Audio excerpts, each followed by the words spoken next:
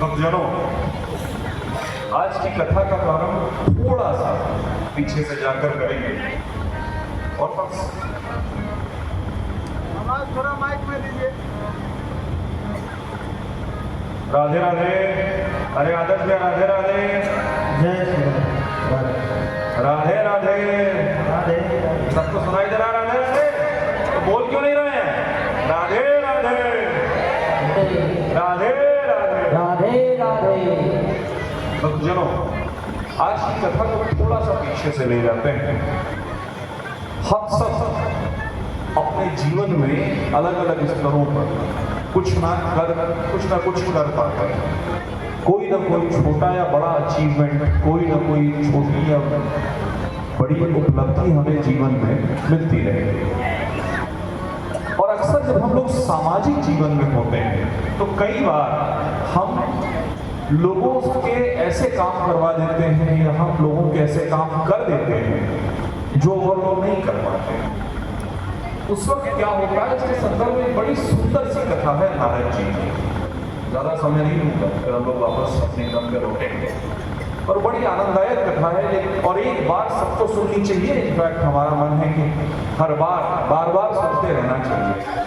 नारद जी जिनको दक्ष ने श्राप दिया था, छोटे से मैं उसका भी पुरानी कथा जोड़ दूं कि दक्ष को दायित्व दिया गया कि आप सृष्टि का लालन पालन कीजिए और सृष्टि को बढ़ाइए। तो दक्ष ने संतानोत्पत्ति की और उनसे कहा बेसिक तपस्या करके सामर्थ्य लेके आओ और समाज को संभालो।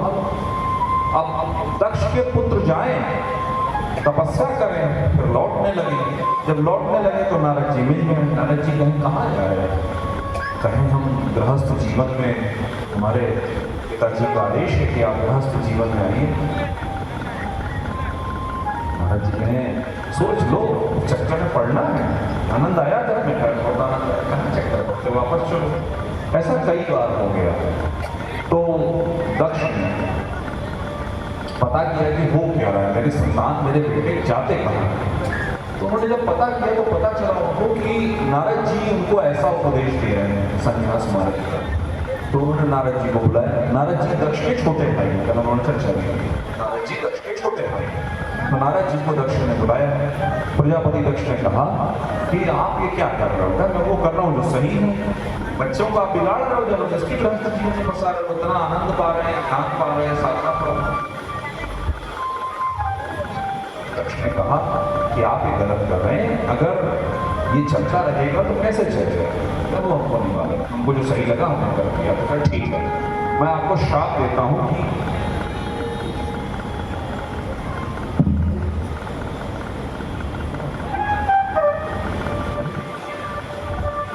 हरिओम हरिओम। तो दक्ष ने नारद जी को श्राप दे दिया। दक्ष ने नारद जी को क्या श्राप दिया कि आप बहुत कम समय तक एक स्थान पर रहेंगे। कितनी देर? जितनी देर एक गाय दूही जाती है उतनी देर ही आप एक स्थान पर रह पाएंगे। उन्होंने कहा बहुत अच्छी बात है, हम ज्यादा समय तक एक जगह नहीं रहेंगे तो कोई बात नहीं, ज्यादा जगह पहुंच जाएंगे। अपने कन्हैया का, अपने हरि का, अपने नारायण का नाम और जगह फैलाएंगे।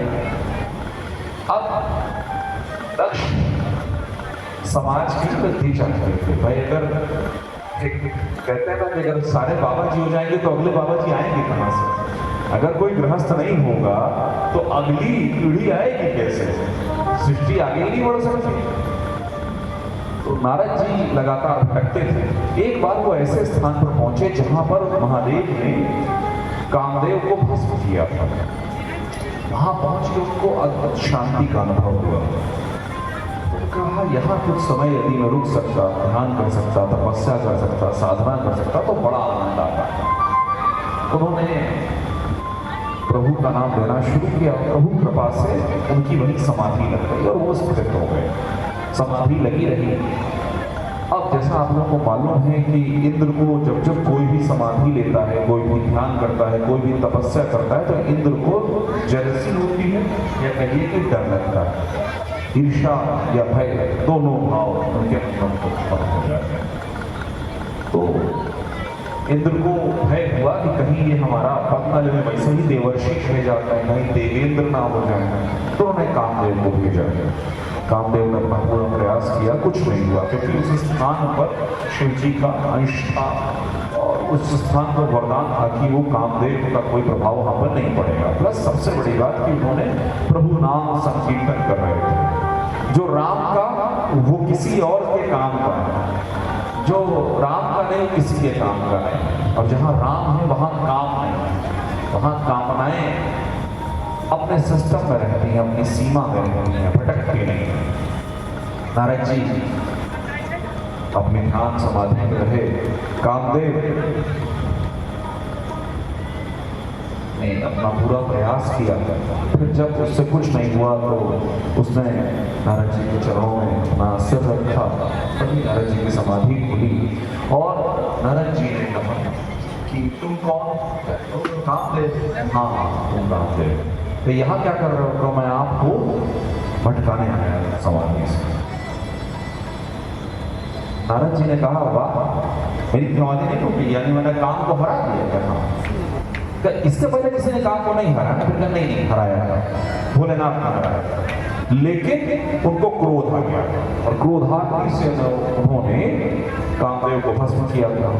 और उनका क्यों आए थे हम? कहीं इंद्र ने भेजा था। इंद्र को लग रहा था कि आपको पद चाहिए, क्या नहीं उसका भी मुझे लोभ नहीं। क्या तब तो मैं बहुत अद्भुत आदमी हो गया जिसने काम, क्रोध, लोभ तीनों को हरा दिया? ऐसा कोई नहीं। तो सबसे पहले किसको बताऊं? अभिमान की ये प्रवृत्ति है, अभिमान की ये सबसे स्वाभाविक प्रवृत्ति है। जैसे ही वो कुछ बड़ा करता है वो भटकने लग जाता है। अभिमान का मजा ही नहीं। अगर मैं अगले को नहीं बताऊंगा कि मैंने ये तोप मारी तो क्या फायदा? अभिमानी व्यक्ति के मन में ऐसा होता है। वरना महाभारत में आया है कि जो व्यक्ति अपना यश खुद गाता है वो एक तरह से आत्महत्या कर लेता है, पर अभिमानी व्यक्ति को ये नहीं लगता। थोड़ा धीरे भैया, थोड़ा धीरे। अभिमानी व्यक्ति को ऐसा नहीं लगता। तो उन्होंने कहा कि मैं गाना शुरू कर दूं, मैं बताऊं सबको। क्या किसको बताऊं? सबसे पहले उनको बताऊं जिनको क्रोध आया था। गए वो भोलेनाथ से मिलने, भोलेनाथ के पास पहुंचे, बताया क्या मैं बताया क्या करके आप कहीं छोड़िए, आप प्रभु नाम संकीर्तन करने वाले, आप कथा सुनाने वाले, कथा सुनाइए। वो प्रतीक्षा कर रहे थे राम कथा की और ये सुनाने लगे राम कथा। आपने कुछ किया है तो उसको बार बार नहीं करते। एक बड़ी सुंदर सी कहानी है, थोड़ा सा क्षेपक है कि एक बार दो दोस्त थे। एक दोस्त जा रहा था अपनी ससुराल था, मैं अकेले क्यों जाऊं, तुम भी चलो मेरे साथ। यार मेरे पास कोई कपड़े नहीं, कोई बात नहीं, मेरे कपड़े पहन। और ससुराल पहुंचे, ससुराल मेरे चूल्हे नाश्ता हो गया। आप तो बड़ी अच्छी बात है, ये कौन है? कहे ये मेरे दोस्त हैं, मैं अकेले क्या आता। तो मैंने उनसे कहा मेरे साथ चले आए, लेकिन कपड़े मेरे पहने हुए थे। उसको बड़ा गुस्सा आया, उसको देखे क्या बात कर रहे हो, क्या कर कपड़े मेरे पहने हुए। अच्छा, दोबारा बोला मैं चला जाऊंगा, नहीं। तो फिर वो किसी और के यहाँ गए, वहाँ पहुँचे उन्होंने कहा आए हैं, अच्छी बात है। सब लोगों ने हालचाल पूछा कि आप तो अच्छी बात है, ये कौन? ये मेरे बहुत अच्छे मिले, मैं अकेले आ रहा था। इन्होंने कहा मैं साथ चल सकता हूँ, तो मैंने कहा चलिए, अकेले अच्छा ही लगेगा, पर ये जो कपड़े हैं ना ये तो उसने कहा क्या भी बात कर रहे हो? कौन पूछ रहा था तुझे? नहीं मैंने बता है कपड़े, तुम्हें तो कहा था कपड़े।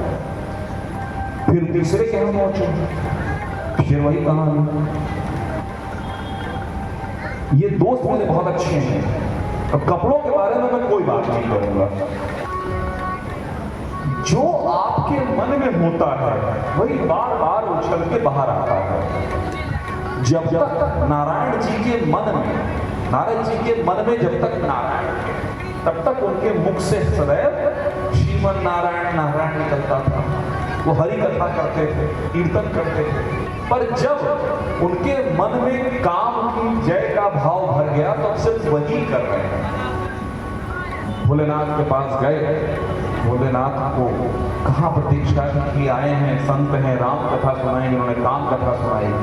कहे मैंने हाथ जोड़ के एक बार आपसे राम कथा सुनाने का अनुरोध किया था, मैं कई बार हाथ जोड़ के कहता हूँ किसी और को मत सुनाइएगा। तो मैं किसको सुनाऊंगा, मैं तो भगवान जी से जुड़ता हूँ, तो नारायण का उनको तो बिल्कुल मत सुनाइएगा। अभिमानी का स्वभाव ये होता है कि उससे जो मना कर दो वो वही करने को कूदता है। तो सीधे विष्णु जी के पास गए, विष्णु जी को अपनी काम कथा सुनाई और फिर विष्णु जी ने उनको विदा कर दिया। अल्प में आपने कथा कई बार सुनी होगी, पर इसका सारांश सुना दूं कि फिर नारद जी एक सुंदर नगर में गए, वहाँ पर एक सुंदर सी कन्या राजकुमारी थी जिससे उन्होंने विवाह की इच्छा जताई। फिर श्री हरि विष्णु से प्रार्थना की कि मेरा विवाह करवा दीजिए और हरि समान मुख बना दीजिए। हरि का एक अर्थ बंदर भी होता है, तो बंदर जैसा मुंह बना दिया और फिर नारद जी ने श्राप दिया और अंततः उनको समझ में आया कि अहंकार नहीं करना चाहिए। मैं जिस चीज की तरफ आप सबका ध्यान और अपने आप का ध्यान बार बार खींचना चाहता हूं कि मेरा आपकी कृपा से सब काम, कुछ भी हमारे सामर्थ्य से नहीं होता उस परमात्मा की कृपा से है। तो एक बार हृदय से सब लोग बोलेंगे राधे राधे।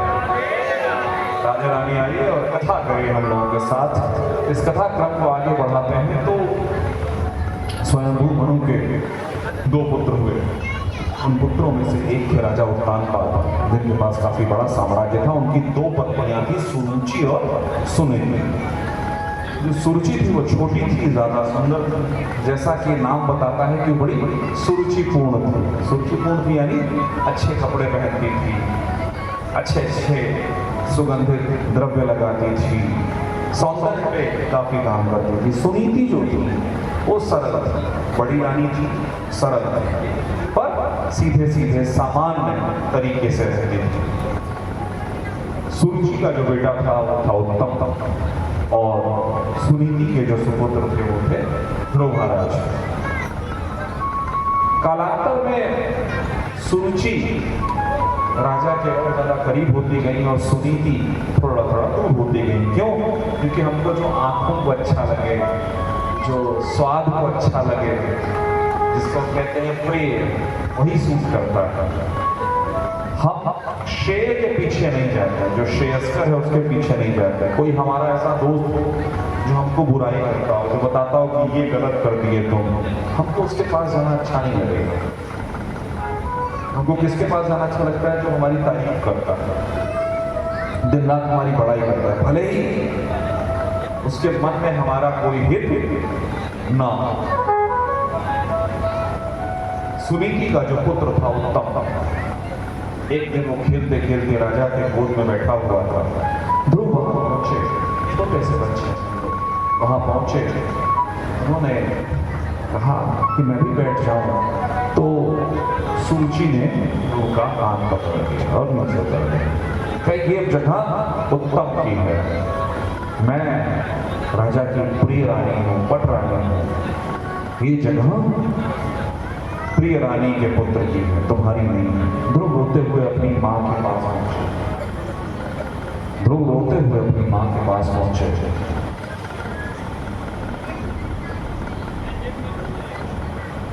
माँ से उन्होंने कहा कि माँ ऐसा ऐसा कहा छोटी माँ ने। सुरुचि ने जो कहा वो जीवन में उतारने लाया है कि देखो बेटा, हमें जो मान सम्मान अपमान मिलता है वो सब प्रारब्धाधीन है। मैं आप लोगों को बताऊं कि ज्योतिष ने मुझे एक चीज जो सबसे ज्यादा दी वो इस प्रारब्ध को समझने और स्वीकार करने की काबिलियत। हमको अक्सर लगता है कि आज ये आदमी मेरे से आगे निकल गया, मैं इससे ज्यादा काबिल हूँ, मैं इससे ज्यादा बेहतर वक्ता हूँ, मैं इससे ज्यादा अच्छा सोचता हूँ, मैं इससे ज्यादा पढ़ा लिखा हूँ, मैं इससे ज्यादा मेहनत करता हूँ। और हम हमेशा क्या देखते हैं? आज का कर्म। यानी क्रियमाण कर्म। कर्म को हम लोगों ने, हमारे पूर्वजों ने 3 हिस्सों में बांटा या 3 स्वरूप में बांटा, संचित, प्रारब्ध और क्रियमाण। संचित हमारे पिछले सारे जन्मों का जो लेखा जोखा है, सारा इंतजाम है, वो है संचित कर्म। उसमें से कुछ हिस्सा परमात्मा हमें दे देते हैं इस जीवन को जीने के लिए, वो है हमारा प्रारब्ध। और इस जन्म में उस प्रारब्ध के अधीन होकर हम जो जो कर्म करते हैं वो है क्रियमाण कर्म। परंतु हमारे जीवन के 99% निर्णय और अचीवमेंट्स हमारे प्रारब्ध से तय होते हैं। अगर आपको छोटी उम्र में कोई बहुत बड़ी बीमारी लग गई, इसमें आपका क्या करना? जैसे मेरे पास एक कुंडली आई, उसमें उस बच्ची को बहुत छोटी उम्र से ब्लड कैंसर जैसी चीज हो गई। हर 2 महीने 3 महीने ब्लड चेंज होता है। अब 2 साल की बच्ची ने क्या कर्म किया? प्रारब्ध। तो सुनीति ने अपनी इस संतान को, योग्य संतान को सिखाया कि बेटा, तुम्हें जो मान मिलता है, सम्मान मिलता है, तुम्हारे पिता से यदि तुम्हें प्रेम नहीं मिल रहा, ये सब प्रारब्धाधीन है। पर एक चीज प्रारब्ध के अधीन नहीं है। क्या? वो एक चीज जो प्रारब्ध के अधीन नहीं है, वो है भक्ति, वो है तपस्या। तुम उस परमात्मा की, उस परम पुरुषोत्तम श्री हरि विष्णु नारायण की तपस्या करो, भक्ति करो। उनकी भक्ति और उनकी तपस्या से जो तुम्हें स्थान प्राप्त होगा, उसको कोई छीन नहीं सकेगा।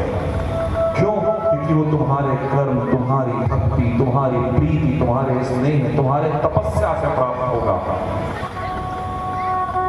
भक्तजनों, मां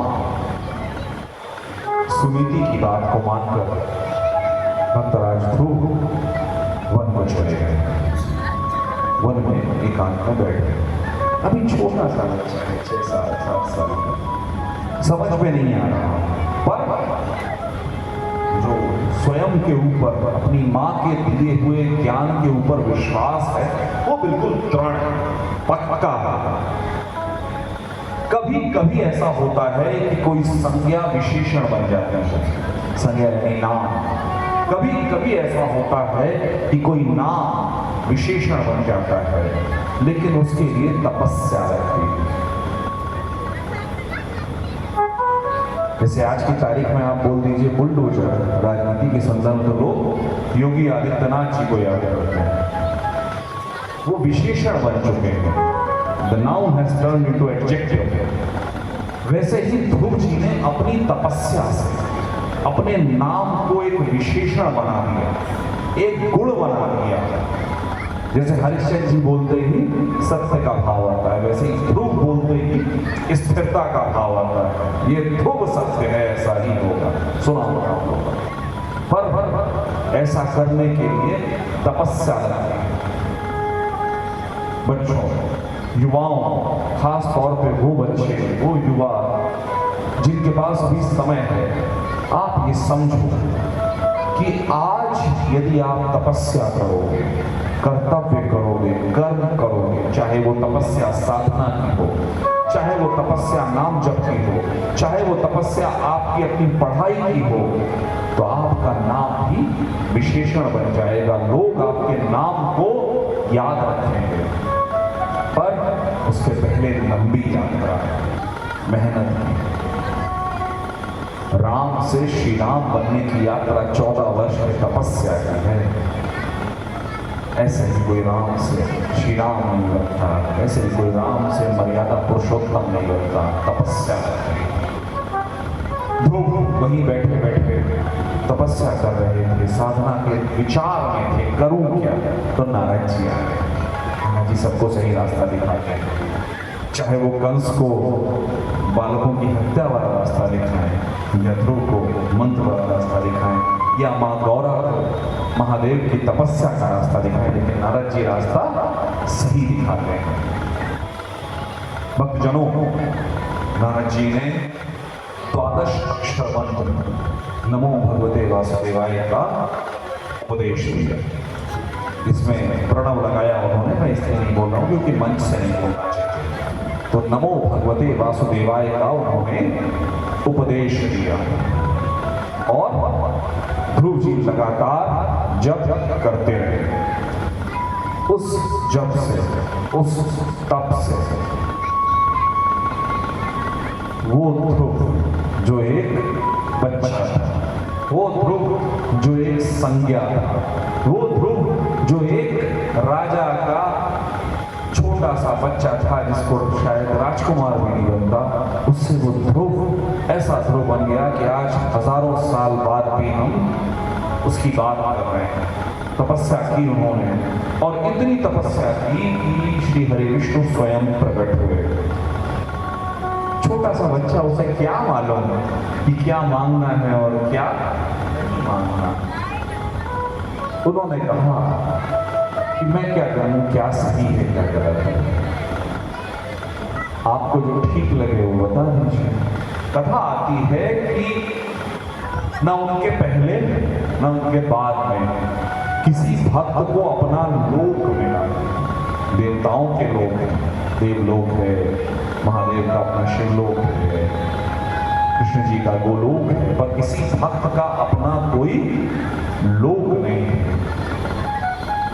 प्रभु इतने प्रसन्न हुए उनकी भक्ति से, उन्हें इस जन्म में राज करने का सामर्थ्य बल दिया और उनको वरदान दिया कि जब वो ये शरीर छोड़ेंगे, जब वो ये शरीर छोड़ेंगे तो उनको उनका अपना स्वयं का लोक प्राप्त होगा जो सदैव स्थिर रहेगा। जनों, ये कथा हमको क्या सिखाती है? कोई भी साधना करने के लिए छोटा नहीं है। हर आयु, हर व्यक्ति के लिए प्रभु का नाम उपलब्ध है। हम जब चाहें तब प्रभु की शरण में जा सकते हैं। प्रभु हम सबके लिए हर क्षण उपलब्ध है। ऐसा कोई भी क्षण नहीं जब हम प्रभु की कृपा नहीं पा सकते हैं। आप किसी भी जाति से हैं, आप स्त्री हो, पुरुष हो, किन्नर हो, आप गरीब हो, अमीर हो, आप हर जगह, हर स्थान पर प्रभु की कृपा प्राप्त करने योग्य हैं। बस हमारे मन में अपने इष्ट के प्रति अनन्य भक्ति और साधना होनी चाहिए। मैं बार बार एक बात को कहता हूं, अकेले भक्ति से काम नहीं चलेगा।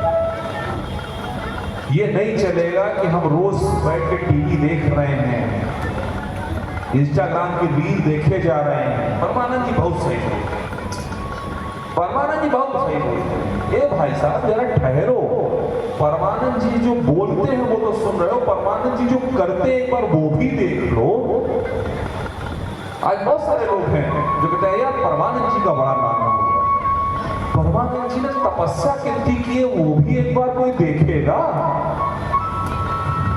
परमानंद जी पिछले 60 सालों से लगभग ब्रह्मचारी हैं। भक्ति एक भाव है, ठीक बात है, पर उस भाव के साथ कर्म भी आवश्यक है। ध्रुव जी ने ये नहीं कहा, ध्यान रखिएगा आप सब लोग, बिल्कुल इस बात को गांठ बांध लीजिए। ध्रुव जी ने सिर्फ ये नहीं कहा कि मैं भक्ति करूंगा, मैं घर के अंदर रहूंगा, रोज खाना खाऊंगा, बढ़िया बढ़िया जो भी राज परिवार के अंदर अच्छे तामसिक भोजन प्राप्त मैं करता रहूंगा, मैं भगवान जी का भक्त हूं। नहीं, तपस्या है। वन में जाकर सात्विक जीवन के साथ तपस्या है। भक्ति भाव है, अच्छी बात है, मन में रखिए, बिल्कुल रखिए, पर उसके साथ कर्म भी कीजिए। कर्म क्या है? नाम जप। कर्म क्या है? धीरे धीरे तामसिक वस्तुओं से दूरी बनाना। कर्म क्या है? धीरे धीरे मोह छोड़ते जाना। कर्म क्या है? धीरे धीरे समर्पण का भाव लाना। जब हम कष्ट में हों, पीड़ा में हों, तो हम प्रभु का नाम है। मैं आपको साझा करूं, जो किया हुआ है वही बताता हूं। मैं, मेरा हाथ टूटा, बड़ी दर्द हुआ, बहुत ज़्यादा दर्द हुआ, ऐसा लगा कि जैसे प्राण निकल जाएगा। लेकिन फिर भाव आया थोड़ी देर बाद कि ये हाथ टूटा है, कट भी तो सकता था ना। कम से कम विधाता ने, माँ भगवती भोलेनाथ ने इतनी कृपा की कि हाथ बच गया। बहुतों के तो हाथ कट भी जाते, पर यह भाव रही। इसके लिए हमें प्रयास करना पड़ेगा, अपने आप नहीं होगा।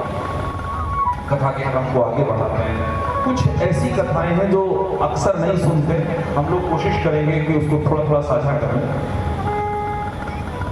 फिर हम लोग, आज कन्हैया का जन्म है, मुझे मालूम है आप सब लोग बिल्कुल तैयार होकर आए हैं, तो थोड़ा समय हम आप लोगों का लेंगे। कुछ ऐसी कथाएं हैं जो आप लोगों ने अक्सर भागवत में नहीं सुनी होंगी, वो साझा करना चाहता हूँ। जिसमें सबसे पहली जो कथा है वो राजा पृथु की। राजा पृथु जिनके नाम से ये पृथ्वी कही गई। तो एक हुए राजा अंग और उनकी पत्नी थी सुनीता। उस सुनीता से इनको बेन नाम का पुत्र उत्पन्न हुआ। बेन बहुत दुराचारी था। उसके दुराचारों से स्वयं राजा इतने पीड़ित हो गए कि उन्होंने घर छोड़ दिया। मजबूरी में जो पुरोहित थे उनको बेन को राजा बनाना पड़ा, क्योंकि राजा की आवश्यकता हो, समाज को नियंत्रित करने के लिए राजा की राजदंड की आवश्यकता होती है। बेन को उन्होंने राजा बनाया, पर बेन कुकर्मी था, अपराधी था। उसके अपराधों, दुराचारों से समाज इतना पीड़ित हुआ। बैठो आप, बैठो, अभी है। अरे दीदी बैठ जाओ, कथा सुन लो, फिर चखाना, अभी है समय। बेन के कुकर्मों से जनता बहुत पीड़ित हो गई। पुरोहित, तपस्वी, ऋषि, संत सब एकत्रित हुए और सबने अपनी आध्यात्मिक ऊर्जा, बैठ जाओ बेटा, बैठो, बैठ के सुनो बेबी, अरे भगवती स्वरूपा देवी बैठ जाओ। बेन के कुकर्मों से रुष्ट होकर तपस्वियों, संतों, ऋषियों ने अपने आत्म तेज का आवाहन करके हुंकार, और उस हुंकार मात्र से वो आतताई बेन मृत हो गया, उसका शरीर आत्माविहीन हो गया। पर सृष्टि को संभालने के लिए राजा की आवश्यकता थी, तो उन्हीं पुरोहित, उन्हीं ऋषियों ने उसके दक्षिण कर यानी दाएं हाथ का मंथन किया और प्रभु से प्रार्थना, तपस्या की कि हमारे समाज, हमारे सृष्टि की रक्षा कीजिए, क्योंकि राजा विहीन, नेतृत्व विहीन समाज सिर्फ पतन की ओर बढ़ता है। प्रभु कृपा से स्वयं प्रभु अपने अंशावतार में पृथु रूप में आए। राजा पृथु, विशाल शरीर, तेजमय मुख, शस्त्र अस्त्र से संवर्धित पूरा उनका स्ट्रक्चर। राजा पृथु का राज्याभिषेक हुआ। तुमने पूछा कि आसपास के सब लोगों के चेहरे क्यों उतरे हैं? प्रभु, राजा विहीन होने के कारण, नेतृत्व विहीन होने के कारण धरती अन्न नहीं दे रही। सभी पीड़ित हैं, क्षुधा से, भूख से पीड़ित हैं, कष्ट से पीड़ित हैं। राजा पृथु ने अस्त्र संधान किया और कहा कि अब मैं इस पृथ्वी को ही समाप्त करूंगा। यदि ये धरती हमारे प्रजाजनों को भोजन नहीं दे सकती तो उसके होने का क्या रहा? पृथ्वी ने, धरती ने गाय का रूप लिया और यहाँ वहां भटक गए। पर जब स्वयं श्री हरि किसी को मृत्यु देने निकले तो फिर क्या ही सामर्थ्य, कौन बचाएगा? फिर अंततः भागते भागते उस समय गाय स्वरूप में ही धरती ने राजा पृथु को प्रणाम किया, कहा प्रभु मुझे क्षमा कर दें, इसमें मेरा कोई दोष नहीं कि मैं धन धान्य नहीं दे पा रही हूँ। मैं क्यों कहें, ये जो जनता है आपके पूर्व की जो जनता है, ये ध्यान से सुनने वाली बात है, कृपया ध्यान दें। हम लोग धरती से लगातार भोजन लेते रहते हैं, पर हम धरती को वापस नहीं करते, और ये उस समय बहुत ज्यादा हो गया था। उन्होंने कहा धरती ने गाय के रूप में कि ये जो आपकी जनता है मुझसे लिए तो जा रही, पर मुझे कुछ वापस नहीं करती, मेरी सेवा नहीं करती। दो तरह से सेवा होती है धरती की, एक जैसा हम जानते हैं खाद पानी इत्यादि के द्वारा, और दूसरी जो आज गोपाल जी किया कर रहे हैं धरती की सेवा, सत्कर्मों द्वारा, यज्ञ द्वारा, हवन द्वारा। प्रभु ने कहा कि अब मेरे नेतृत्व में ऐसा नहीं होगा। तो उन्होंने कहा कि मैं गाय रूप में होती हूँ और आप बछड़े रूप में मुझसे सभी कुछ अलग अलग जो भी गुण चाहिए उसके अनुसार बछड़ा बनाएं, और मैं सब आपको दे दूंगी। जैसे उदाहरण आती है स्वयंभू मनु के रूप में मानवों के लिए हमने बछड़ा बनाया, तो धन धान्य, समृद्धि, अन्न, भोजन, ये सब कुछ प्राप्त हुआ। तो नागों ने तक्षक को, नागराज तक्षक को अपना बछड़ा बनाया, तो उन्हें विश्व प्राप्त हुआ। ऐसे ही सभी लोगों ने अपने अपने अंश प्राप्त किए। पृथ्वी ने प्रार्थना की कि प्रभु मेरी जमीन उबड़ खाबड़ हो गई, इसको सपाट कीजिए, इसमें पहाड़ आ गए, जल रुकता ही नहीं तो कैसे कुछ भी उत्पन्न हो। तो राजा पृथु ने फिर धरती को समतल किया। इस प्रकार से धरती ने पुनः धन्य धान्य देना प्रारंभ किया। उसी के बाद से धरती को फिर पृथ्वी कहा जाने लगा। क्यों? क्योंकि प्रभु ने एक संतान की तरह पृथ्वी का संरक्षण किया। एक और कथा मैं आप लोगों को सुनाना चाहता हूँ। ऋषभदेव, आप लोगों ने जैन धर्म की बात, जैन धर्म के आदि मुनियों में से एक है ऋषभदेव, और हम लोगों को बताया जाता है कि भी कोई अलग धर्म है नहीं। जैन मुनियों में से जो ऋषभदेव थे, प्राथमिक संत मुनि कहा जाता है, वो स्वयं नारायण अवतार। कथा आती है कि एक राजा हुए प्रियव्रत के कुल, हम लोगों ने बात की थी कि दो पुत्र हुए गुरु के, प्रियव्रत और उत्तानपाद। तो प्रियव्रत के कुल में आगे चल के राजा नाभि का विवाह मेरु देवी से हुआ। संतान प्राप्ति के लिए उन्होंने बहुत समय तक साधारण प्रयास किया, पर जब संतान प्राप्ति नहीं हुई तब उन्होंने विशेष यज्ञ किया। इस यज्ञ से प्रसन्न होकर प्रभु श्री हरि विष्णु स्वयं प्रकट हुए। उन्होंने कहा कालांतर में मैं आपके परिवार में पुत्र रूप में आऊंगा। वही पुत्र ऋषभदेव कहलाया। ऋषभदेव का स्वभाव अवधूतों वाला था, पर उनके अंदर ऐसी सामर्थ्य थी कि एक बार सारी पृथ्वी पर अकाल हो गया, क्योंकि इंद्रदेव को अहंकार हो गया। इंद्रदेव ने कहा कि मेरी वजह से ही पृथ्वी चलती है। तो ऋषभदेव जी ने, जो कि नारायण अवतार थे, उन्होंने अपनी सिद्धि, अपनी साधना से वर्षा करवा दी।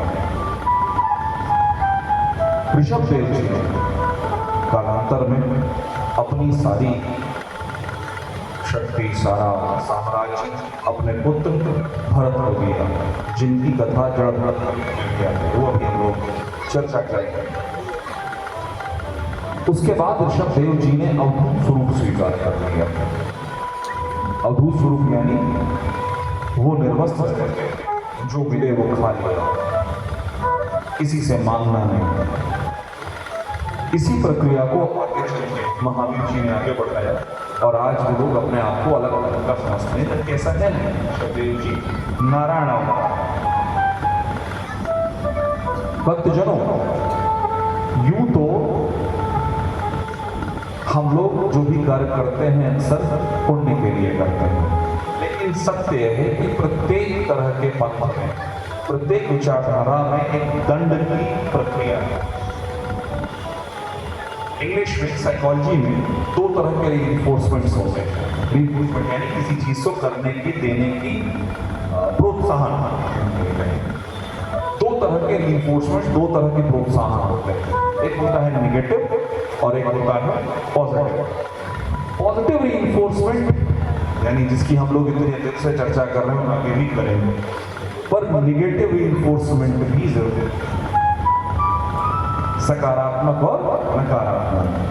नकारात्मक प्रोत्साहन यानी दंड, जिसको हम लोग नरक के नाम से जानते हैं। भागवत जी में 21 तरह के नरकों का विवरण आता है, पर मैं आपको इतना नहीं डराऊंगा, लेकिन 3 ऐसे नर्क हैं। जब मैं स्वाध्याय कर रहा था तो मुझे बड़े महत्वपूर्ण लगे, मतलब उनका जो विषय है वो बहुत ज्यादा चर्चा में नहीं आता, तो मुझे लगा कि मैं आप लोगों के साथ उनकी चर्चा करूँ। अम्मा थोड़ा पानी पी लीजिए ना, जितनी नींद आ रही है तो थोड़ा पानी पी लीजिए, थोड़ा टहल लीजिए। पहला है महारौरव नरक।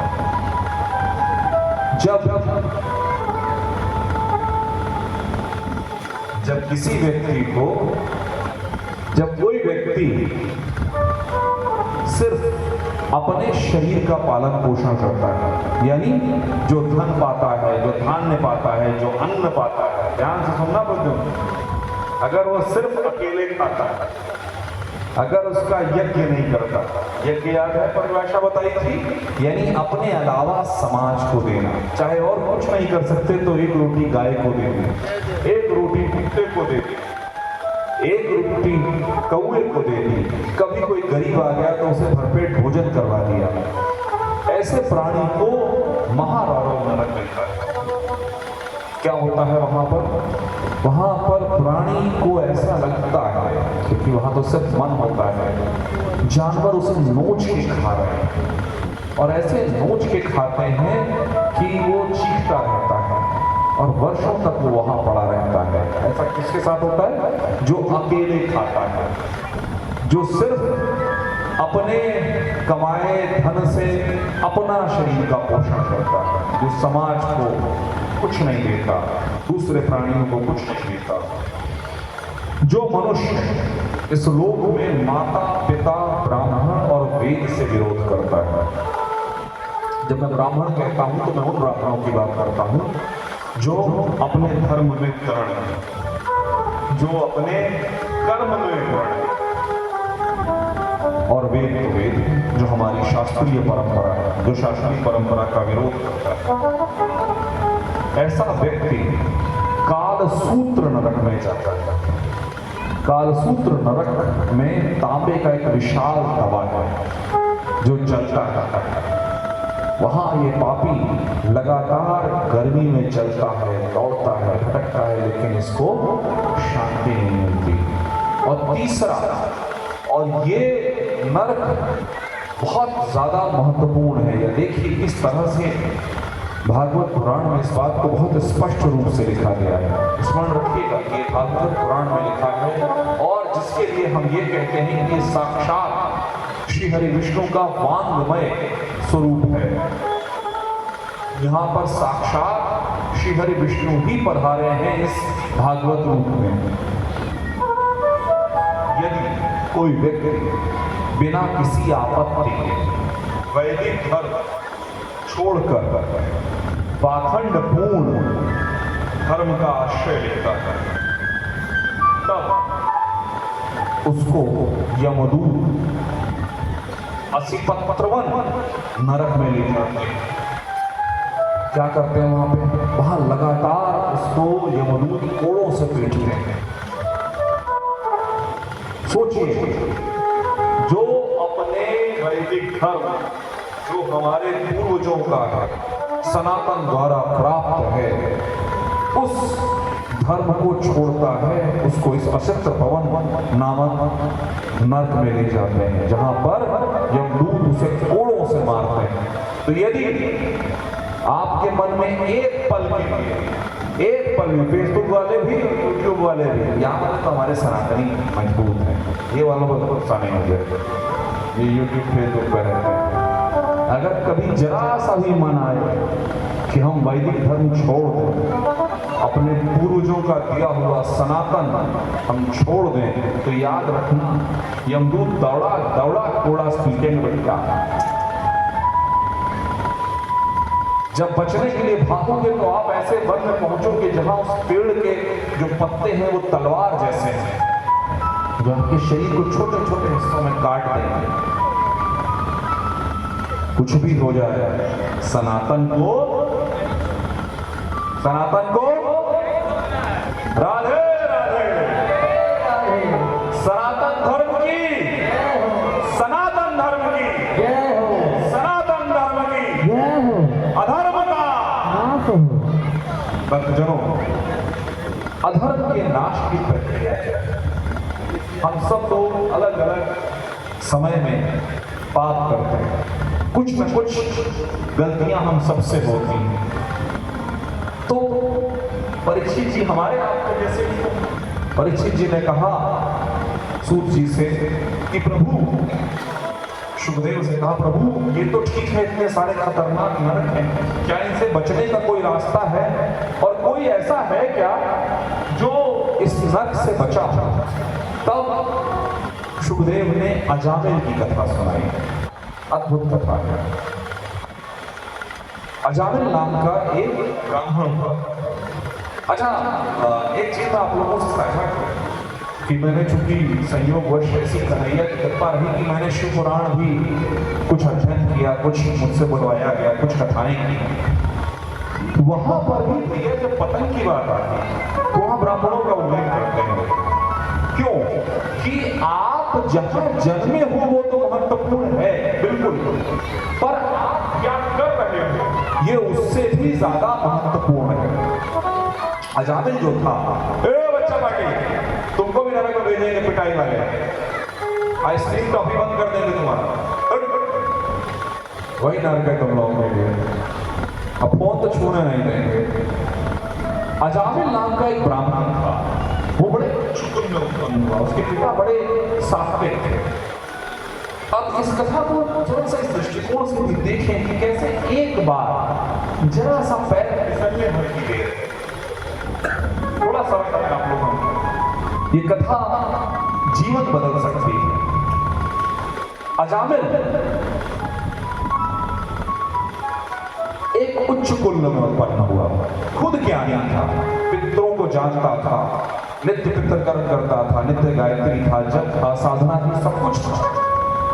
एक दिन उसने किसी एक पुरुष को किसी वेश्या के साथ देखा, संभोग करते हुए। उस एक पल में उस बेचारे का मन इधर, और फिर उस वेश्या के साथ रहते रहते रहते वो पतन के चरम तक पहुंच गया। सारा ध्यान, साधना, तप सब समाप्त, कुल से प्राप्त जितना ज्ञान था वो समाप्त हो गया। समझ रहे प्रद्युम्न भैया? भटकिएगा नहीं, जरा सा भटके नहीं तो फिर वाजपेयी जी नहीं हो जाए, फिर आप अजामिल हो जाए। संभल के प्रद्युम्न भैया, और हम सब संभल के हर वक्त इस विचार को अपने मन में जरूर रखिए कि क्या कहीं हमारा मन जरा सा भटक तो नहीं रहा। अजामिल काम की तरफ भागा, कामेच्छा बढ़ गई। हमारे मन में कई बार मोह बढ़ जाता है, कई बार हमारे मन में मद बढ़ जाता है, लोभ बढ़ जाता है। भक्तजनों, अजामिल उस वेश्या के मोह में ऐसा पड़ा कि हत्या, वध, लूटपाट, चोरी सब करता था। कई संतानें हैं, उसमें से जो सबसे छोटा बच्चा था, दैव कृपा से, मैं कहूंगा दैव कृपा से और उसके पूर्वजों के आशीर्वाद से, इसीलिए हमारे यहाँ पितृकर्म का बड़ा महत्व है। यदि पितरों का आशीर्वाद मिला रहे तो आदमी पतन की गहराइयों से भी निकल सकता है। पितरों के आशीर्वाद से उसने अपने सबसे छोटे बेटे का नाम नारायण रखा। क्यों प्रद्युम्न? नाम जब भी क्या बना है, और नाम जप नहीं छोड़ना है। क्यों बुजुर्ग भैया, छोड़ना है क्या? नहीं। तो हम लोग भी नाम जप करें क्या थोड़ा सा, फिर इस कथा को आगे बढ़ना। हरे कृष्ण हरे कृष्ण कृष्ण कृष्ण हरे हरे राम राम हरे राम हरे हरे हरे राम हरे कृष्ण हरे कृष्ण हरे कृष्ण।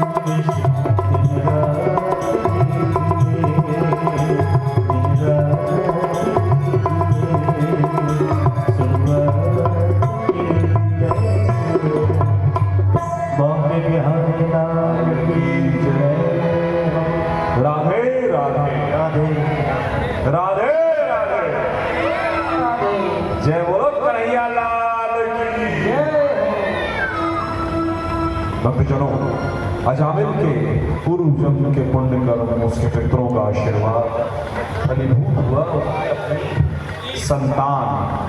उसने अपनी संतान सबसे छोटे बच्चे का नाम नारायण रख दिया। और जैसा होता है कि छोटे बच्चों से थोड़ा ज्यादा प्रेम होता है, सबसे छोटे बच्चे से सबसे ज्यादा प्रेम होता है, तो वो लगातार उसका नाम लेते रहे, नारायण नारायण नारायण नारायण नारायण। नित्य नारायण का नाम लेने से धीरे धीरे स्थितियां बदल गई।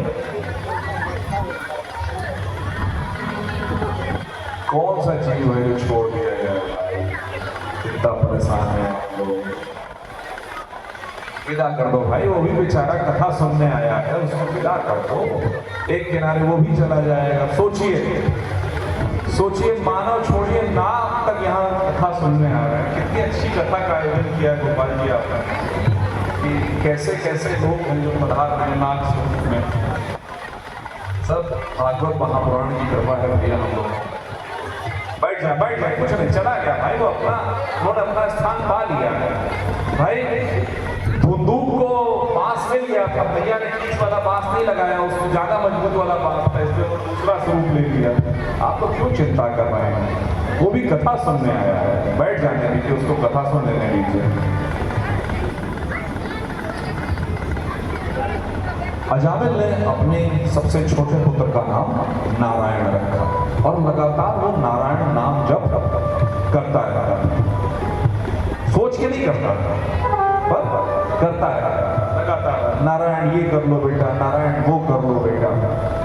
इस नारायण नाम के प्रभाव से धीरे धीरे उसका मन निर्मल होता जा रहा है। एक दिन की बात है कि यमदूत आए, 4 यमदूत आए और उसके प्राण खींचने लगे। जब प्राण खींचते हैं तो बड़ा कष्ट होता है, बड़ी पीड़ा होती है, इसीलिए कई बार लोग बोल नहीं पाते। पर संयोगवश उसके मुख से नारायण निकला कि उसको उसका बच्चा दिखा। उसने सोचा कि मेरा बच्चा है, इसका बुरा नहीं, मुझे बचा लेगा। उसने नारायण नारायण चिल्लाना शुरू किया। श्री हरि विष्णु के जो पार्षद यानी उनके जो गण जिसको हम लोग कहते हैं, वो पार्षद एकाएक प्रकट हो गए। उनका ये हमारे प्रभु को बुला रहा है, हमारा दायित्व है इसकी रक्षा करना। जैसे ही वो आए उन्होंने यमदूतों से इसको छोड़ा दिया। यमदूतों ने कहा प्रभु आप समझ नहीं रहे, इसका मृत्यु का समय है, बहुत पापी है, इसने ये पाप किया। वो सब ठीक है, पर आज इसने नारायण नाम लिया है, इसलिए हमारे यहाँ इस बात का बड़ा महत्व है कि आप लगातार क्या बोलते हैं।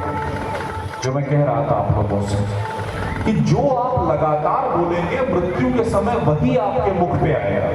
ऐसा नहीं हो सकता कि आप सारी जिंदगी पैसा बोले, सारी जिंदगी गाड़ी बोले, मुझे स्कॉडा चाहिए, मुझे पोर्श चाहिए, मुझे BMW चाहिए, जीवन भर ये जपेंगे और मृत्यु के समय राम नाम आ जाएगा। ऐसा नहीं हो सकता। जीवन भर हम कहेंगे हमको गाड़ी चाहिए, बंगला चाहिए, मेंशन चाहिए, महल चाहिए, और मृत्यु के समय राम नाम नहीं होगा। क्योंकि उसने नारायण नाम जपा था, नारायण नाम लगातार वो ले रहा था, इसलिए उसके मुख से नारायण नाम निकल गया। इसीलिए हमारे बड़े बूढ़े कहते थे कि अपने बच्चों का नाम भगवान के नाम पे रखो।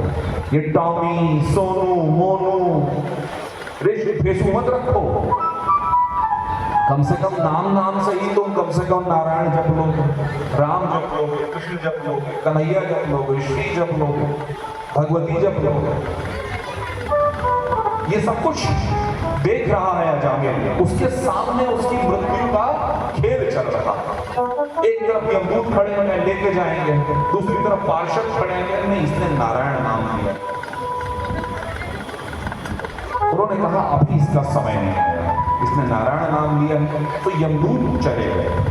अच्छा, इसमें कथांतर ये है कि भागवत के अंदर ये स्पष्ट लिखा है कि अजामिल को उस वक्त मोक्ष नहीं मिला, उस वक्त वैकुंठ नहीं मिला, सिर्फ उसकी प्राण रक्षा हुई नारायण नाम से। उसके बाद जब उसने ये सब देखा तो समझ गया कि मैं कहां फंस गया। उसने उस वेश्या का और उस बालक दोनों का मुंह छोड़ा, हरिद्वार चला गया। वहां उसने भक्ति की, काफी समय बिताया, साधना की, तपस्या की, तब उसको वैकुंठ प्राप्त हुआ। भागवत में आता है कि न गंगा न गया न सेतुर न काशी न च पुष्करम द्विवाग्रे वर्तते यश हरिरक्षर द्वयम। मैं संस्कृत नहीं बोलता, लेकिन मतलब ये आवश्यकता है। प्रॉपर भागवत में ऐसा आता है, जिसकी जीवा के नोक पर जबान, जिसकी जबान के नोक पर हरि, ये दो अक्षर बसते हैं। हरि मतलब कोई एक नाम, फिलहाल हरि है। हरि ये दो अक्षर बसते हैं, उसे गंगा, गया, सेतुबंध, रामेश्वरम, काशी, पुष्कर की कोई आवश्यकता नहीं। अर्थात उसको यात्रा, स्नान इत्यादि की कोई आवश्यकता नहीं। जिसने हरि इन दो अक्षरों का उच्चारण कर लिया, उसने ऋग्वेद, यजुर्वेद, सामवेद और अथर्ववेद का अध्ययन करने जैसा पुण्य प्राप्त कर लिया। जिसने हरि शब्द का उच्चारण कर लिया, उसने दक्षिणा सहित अश्वमेध यज्ञ करने का पुण्य पा लिया।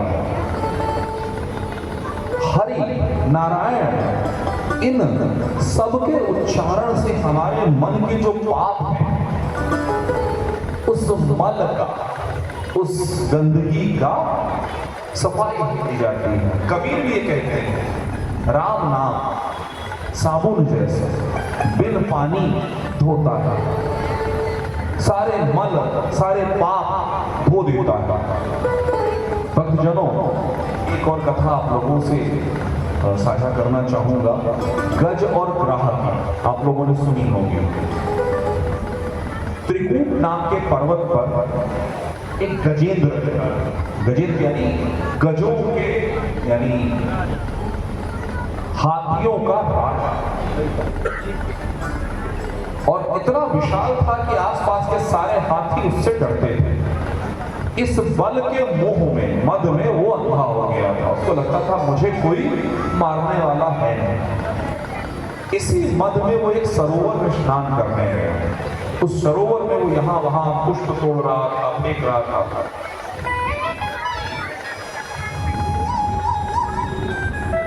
उसी समय एक मगरमच्छ आया और मगरमच्छ ने उसका पैर पकड़ लिया। अब इस समय वो गजेंद्र सारे परिवार को बुलाता है, सारे साथियों को बुलाता है, लेकिन कोई रक्षा के लिए नहीं। पूर्व जन्म की प्रेरणावश वो प्रभु को बुलाना शुरू करता है। ये जो स्रोत है, श्लोक है, वो गजेंद्र मोक्ष के नाम से जाना जाता है। मैं आप लोगों को बताऊं कि अगर किसी की कुंडली में बृहस्पति नीच का हो, आप लोगों से वादा किया था उपाय बताऊंगा, वो तो और बताऊंगा, लेकिन ये एक साधारण सा सरल सा भी कथा में आया। तो किसी व्यक्ति का यदि गुरु बृहस्पति कुंडली में नीच का हो, तो गजेंद्र मोक्ष के नियमित पाठ से उसे बड़ा लाभ होता है। तो गजेंद्र यानी उस गज ने प्रभु की प्रार्थना पर, आपको बोल नहीं करूंगा, संस्कृत में है, लेकिन सरलता में कहें तो उसने कहा, प्रभु मेरा कोई नहीं, आज इस वक्त मैं अकेला हूं। मेरा ये परिवार, नातेदार, रिश्तेदार, सब जिनके लिए मैंने बहुत कुछ किया, कोई नहीं। यहां तक कि जो मेरा बल था, मेरा बल, जो मेरे शरीर का बल था, जिसके बूते पे मैं इन सब लोगों पे राज करता था, वो बल भी अब मेरा नहीं। ज्ञान तो था ही नहीं, पशु योनि में था। अब मेरी रक्षा और कोई कर नहीं सकता। प्रभु अब आप ही रक्षा करोगे, और कोई बचा नहीं है, आप ही हो मेरे केवल हाथ। हरि हरि नारायण नारायण उसने जपना शुरू कर दिया। उसके आत्मनाद को सुन के प्रभु दौड़े चले। भक्तजनों, माओ, भाइयों, जरा सा सोचिए, प्रभु क्या हमारे से कभी भी इतनी से भी ज्यादा दूर है क्या? क्योंकि हमारे पास प्रभु के अलावा कुछ है ही नहीं है। ये जिस आत्मा, जिस चेतना के बल पर सारा खेल तमाशा है, वो प्रभु ही हैं। वरना आप बताओ कि जब ये अंश चला जाता है तो बॉडी क्यों कहते हैं? अगर वो प्रभु का अंश, वो आत्मा नहीं हो तो कोई शरीर को 1 मिनट भी रखेगा क्या घर में? गर्मी में जरा सी देर होती है, लोग कहते हैं बॉडी हटाओ नहीं तो बदबू आने लगेगी। एक बार प्रभु को बुलाइए तो सही। हमारे संदीप भैया से हम यही कह रहे थे उस दिन कि आपने अभी तक उनको ठीक से बुलाया नहीं। ठीक से यानी हमारे मन के ऊपर आवरण है, हमारी आत्मा के ऊपर आवरण है। किसके? मोह के, काम क्रोध मद मोह लोभ के हमारे मन के ऊपर आवरण पे आवरण पे आवरण पे आवरण है। हम बोलते हैं तो आगे आवाज ही नहीं जाती। क्यों? क्योंकि हमने कभी उनको मन से नहीं बुलाया। जब स्वार्थ होता है तो स्वार्थ लाख करे सब प्रीति, सुर नर मुनि सबकी यही रीति। दुख में सुमिरन सब करें, सुख में करे न कोई। जो सुख में सुमिरन करे तो दुख काहे को होए। गजने अपने जीवन के उस क्षण में प्रभु को अपने पूरे समर्पण के साथ याद किया। प्रभु दौड़ते हुए चले आए, गरुड़ पे सवार होकर प्रभु आए और प्रभु ने ग्राह यानी उस मगरमच्छ का वध कर दिया। वह ग्राह यानी मगरमच्छ, वो मगरमच्छ पिछले जन्म का गंधर्व था। ये गजेंद्र, ये हाथी पिछले जन्म में एक राजा था जिसको अगस्त ऋषि ने श्राप दिया था, जिस कारण से ये इस जन्म में मदान हो गया था। सब लोग सो रहे हैं क्या? जाग रहे हैं क्या आप लोग? पक्का? बोलिए जोर से, राधे राधे। जोर से, राधे राधे। अरे कन्हैया का जन्म रात में हुआ था, रोहिणी नक्षत्र आने दीजिए। ऐसे ऊँग जाएंगे तो कैसे? अभी आपको नहीं ऊँगना है, सिर्फ कन्हैया के दरवाजे पे खड़े जो द्वारपाल हैं वही ऊँगेंगे। जो ऊँग रहा समझ लो कंस का द्वारपाल है। ध्यान से, ऊँगना नहीं है, कन्हैया आने वाले हैं, निकल जाएंगे फिर दर्शन नहीं मिलेगा। फिर कल वृंदावन पहुंचेंगे तभी बातचीत होगी। आज दर्शन करना है ना सबको? करना है ना? जोर से बोलिए राधे राधे। जय कन्हैया लाल की, जय कन्हैया लाल की। जोर से बोलो, हाँ जय कन्हैया लाल की, हाथी घोड़ा पाल की, जय कन्हैया लाल की। राधे राधे। भक्तजनों, कथा का क्रम आगे बढ़ता है। एक समय ऐसा आया कि इंद्र ने अपनी श्री को खो दिया। श्री यानी समृद्धि। अधिकतर लोगों को लगता है कि जो श्री है, जो श्री शब्द है, वो मां लक्ष्मी का नाम है। नहीं, जब आप देवी भागवत पुराण को ध्यान से पढ़ेंगे तो आपको समझ में आएगा श्री एक पद है। श्री एक पद है जिसको लक्ष्मी जी को दिया है महादेव ने, और महादेव को यह देने का अधिकार जो दिया है वो मां षोडशी ने, जिनको हम साधना क्रम में मां श्री विद्या कहते हैं। तो एक समय इंद्र ने अपमान कर दिया। इंद्र ने ऋषियों का अपमान कर दिया तो इंद्र से रूठकर श्री चली गई। और न सिर्फ इंद्र से रूठी, सारी सृष्टि से श्री रूठकर चली गई समुद्र में। इसी के साथ साथ देवताओं को अमृत नहीं मिला था। इंद्र प्रभु के पास गए कि प्रभु क्या किया जाए, हम लोग कई बार दैत्यों से पराजित हो चुके हैं। प्रभु ने कहा कि आप लोग समुद्र मंथन कीजिए, पर समुद्र मंथन अकेले नहीं है। क्या मतलब? क्या समुद्र मंथन में सुर और असुर दोनों होने चाहिए। ये समुद्र मंथन जो है ये हमारे मन में चल रही जद्दोजहद का प्रतीक है। सुर यानी अच्छे विचार, असुर यानी बुरे विचार। अच्छे विचार और बुरे विचारों के बीच में जो रस्साकशी होती है उससे जो ज्ञान उत्पन्न होता है वो है अमृत। और जो स्वयं के मन से निकल आए ज्ञान वो स्थायी होता है, वो ज्ञान अमर होता है, इसलिए अमृत। तो देवताओं ने कहा कि प्रभु मानेगा नहीं, असुरों का राजा बलि है, समझाओ उसको कि जो कुछ भी मिलेगा आधा आधा बांट लिया जाएगा। तो ठीक है, आप कह रहे समझाया गया तो दोनों तैयार हुए।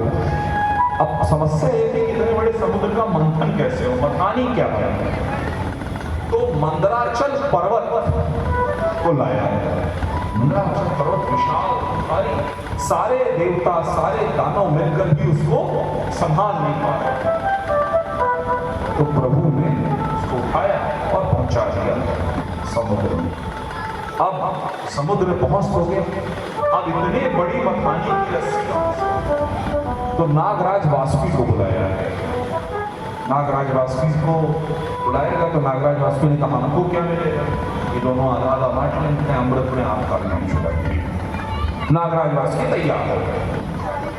अब जब देवता और दानव आए तो रस्सी जैसी लगाई। अब मंदराचल पर्वत इतना भारी था कि डूबने लगा। तो प्रभु ने कुर्म अवतार लिया। कुर्म यानी कछुआ, टर्टल, टॉर्टॉइस, कुर्म अवतार लिया और मंदराचल को अपने पीठ पर रख लिया। भक्तजनों जरा सा एक क्षण के लिए इस विचार को अपने मन में रखिए कि यदि प्रभु चाहें तो इतने विशाल मंदराचल पर्वत को अपने पीठ पर रख सकते हैं। तो आपका हमारा बोझ उठा लेंगे, बिल्कुल उठा लेंगे। प्रभु कहते हैं, वादा करते हैं, क्या कहते हैं? योगक्षेमम वहाम्यहम्, तुम्हारा योग और क्षेम दोनों में संभालूंगा। योग यानी योग और क्षेम यानी हमको जो प्राप्य है, जो हमको मिलना चाहिए, हम जिसके योग्य हैं उसको हमको दिलवाना, जो हमको अभी मिला नहीं, और जो हमारे पास है उसका संरक्षण, इसे कहते हैं योग और क्षेम। तो प्रभु वादा करते हैं, वचन देते हैं, योगक्षेमम वहाम्यहम्।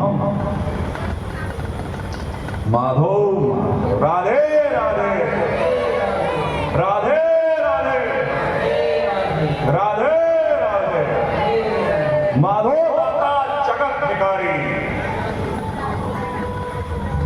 माधव सबको संभालने को तैयार है। कब? जब हम आस्था लें। हमारी आस्था अडिग होनी चाहिए। कैसी अडिग?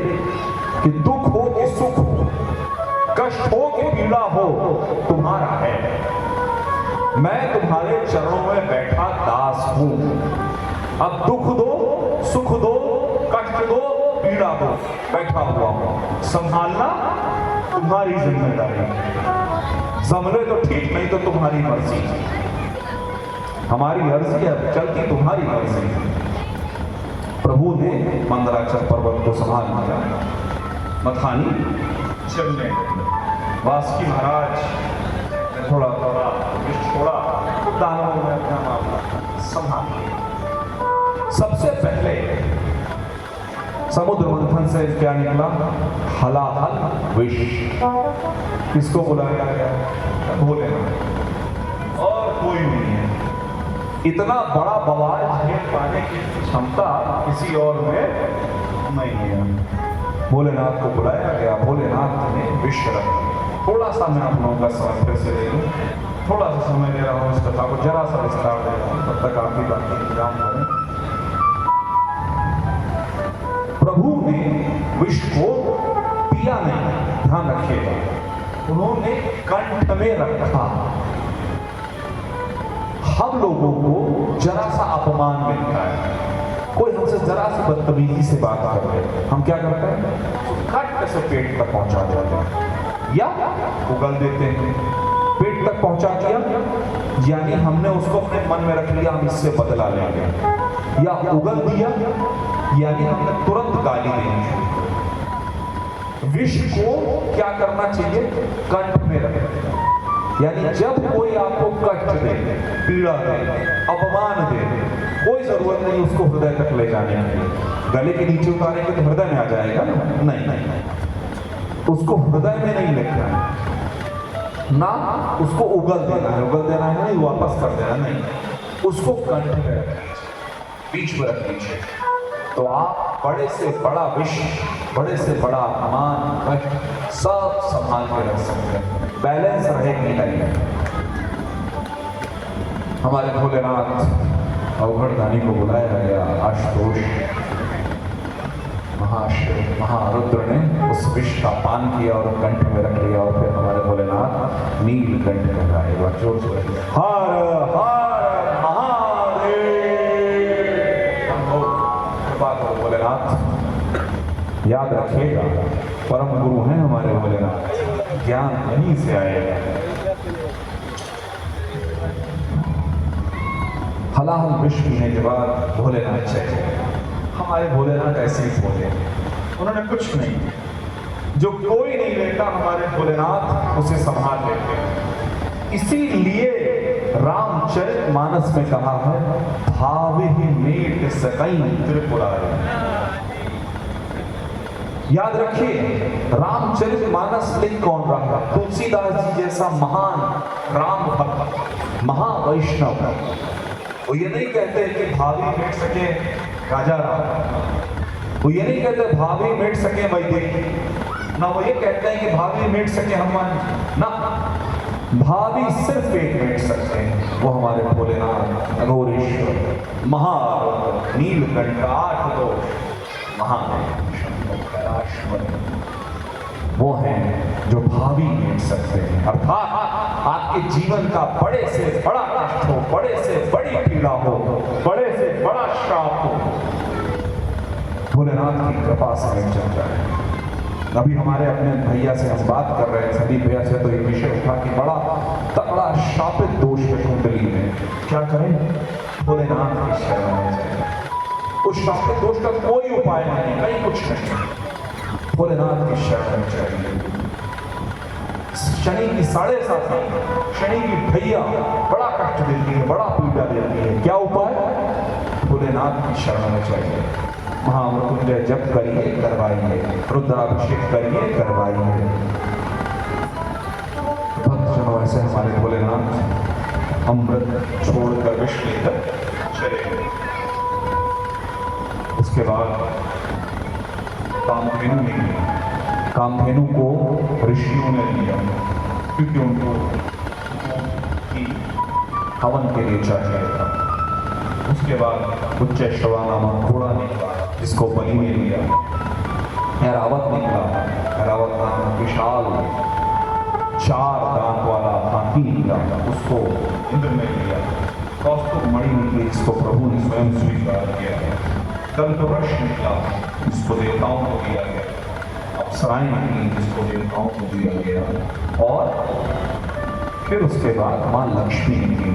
स्वाभाविक रूप से माँ लक्ष्मी निकली तो उन्होंने प्रभु का वर्ण किया। इसके बाद वारुणी। अच्छा, मैं आप लोगों से एक चीज साझा करूँ। आजकल अक्सर व्हाट्सएप फेसबुक पे आप लोगों ने पढ़ा होगा, अरे आप शराब की बुराई करते हैं, देवता। आप सब लोगों ने अलग अलग जगह पे रेफरेंस पढ़ा होगा, 100 बरस पीते हैं वो शराब। नहीं, शराब के लिए जो शब्द उपयोग होता है वो है वारुणी। 100 बरस एक तरह का पेय पदार्थ है। जैसे हम लोग मिष्टाम्बू, आप लोगों को पता नहीं पता है, मिष्टाम्बू होता है और मिल्क बादाम होता है, वैसा ही वो देवताओं का पेय पदार्थ है सोमरस। शराब जो है वो है वारुणी। वारुणी को किसने स्वीकार किया? दैत्यों ने, राक्षसों ने। इसीलिए जब जब कोई वारुणी पीता है उसके अंदर का राक्षस जागा रहता है। तो राक्षस से बच के रहेंगे। अरे हमको सुन लीजिए, वो अभी यही है, बात यही रहेंगी, पर चर्चा आप लोग कर लीजिएगा, हमको थोड़ा देर सुन लीजिए। अब बस कन्हैया आने वाले हैं। देखिए कन्हैया की जितनी दाइयां वो सब आ गई हैं, इंतजाम हो रहा है, बस थोड़ा सा रुकिए। छोटे छोटे में निपटा लेंगे, चिंता नहीं कीजिए। वारुणी आई, वारुणी के बाद धन्वंतरी पधारे। सुंदर धन्वंतरी पधारे। धन्वंतरी के हाथ में अमृत था। उस अमृत को देवताओं से छीन लिया, लेकिन फिर प्रभु ने नारायण स्वरूप लिया और नारायण स्वरूप में नारायण ने मोहिनी स्वरूप लिया और मोहिनी स्वरूप में उन्होंने दानवों और देवताओं दोनों को मोह लिया। ऐसा मोहा कि वो भूल गए कि उनको अमृत चाहिए। मोहिनी ने उस अमृत के कलश को ले लिया और देवताओं को पिलाने लगी। लाइन लगा, उसी अमृत में उन्होंने वारुणी का कलश रख लिया और साथ साथ बांट रही थी। देवताओं को उन्होंने अमृत दिया और राक्षसों को सिर्फ वारुणी दी। लेकिन स्वरभानु नाम का एक राक्षस था। स्वरभानु नाम का एक राक्षस था जिसको ये छल समझ में आ गया। वो कूद के देवताओं के साथ बैठ गया। सूर्य और चंद्र ने उसको देख लिया और सूर्य और चंद्र ने जब देखा तो प्रभु को उधर दिखाया कि देखिए ये अमृत पीने वाला है, पर फिर भी अमृत उसके गले में चला गया। प्रभु ने उसकी गर्दन काटा। वही स्वरभानु नाम का राक्षस दो हिस्सों में बटा और राहु और केतु हो गया। राहु सिर और केतु धड़। राहु, थोड़ा सा ज्योतिष का ज्ञान है, थोड़ा सा आपके साथ साझा कि राहु वो जो अंतहीन इच्छाएं देता है, केतु वो सारी इच्छाओं को समाप्त कर देता है। इस कथाक्रम को और विस्तार न दिया जाए, काफी रात हो गई, तो फिर भी मैं आप लोगों का बस थोड़ा सा समय दूंगा। मैं समझ रहा हूँ रात हो गई है, बस मुझे थोड़ा समय दे दीजिए। वामन अवतार की कथा सुन लीजिए। वामन अवतार कब हुआ? जब राजा बलि कौन है जरा सा समझिए। ये प्रहलाद के पौत्र हैं। हम सब लोगों ने प्रहलाद की कथा सुनी थी, याद है ना सबको?